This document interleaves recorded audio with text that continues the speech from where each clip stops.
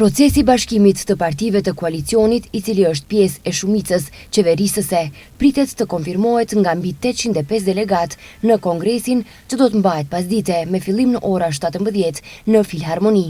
Pas regjistrimit të delegatëve, është parapar një pjesë solemne me fjalime nga organizatorët dhe mysafirët, ndërsa më pas do të pasojnë deklaratat e liderëve të Vlen dhe pjesa punuese e kongresit, njoftoi Komisioni për organizimin e kongresit të bashkimit të Vlen.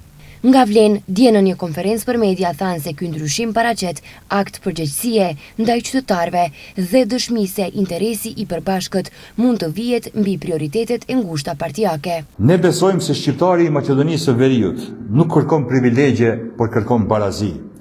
Nuk kërkon retorik, por kërkon mundësi. Nuk kërkon mëshirë, por drejtësi dhe integritet. Prandaj, filozofia jonë është e qartë, qendër e gjathë në vlera, moderne në qasje dhe e vendosur në mbrojtjen e interesit qytetar. Vlen nuk do të jetë parti e fjalëve, por e rezultateve. Një parti që matet me punë konkrete në ekonomi, në arsim, në infrastrukturë dhe në institucione që funksionojnë vetëm për qytetarin.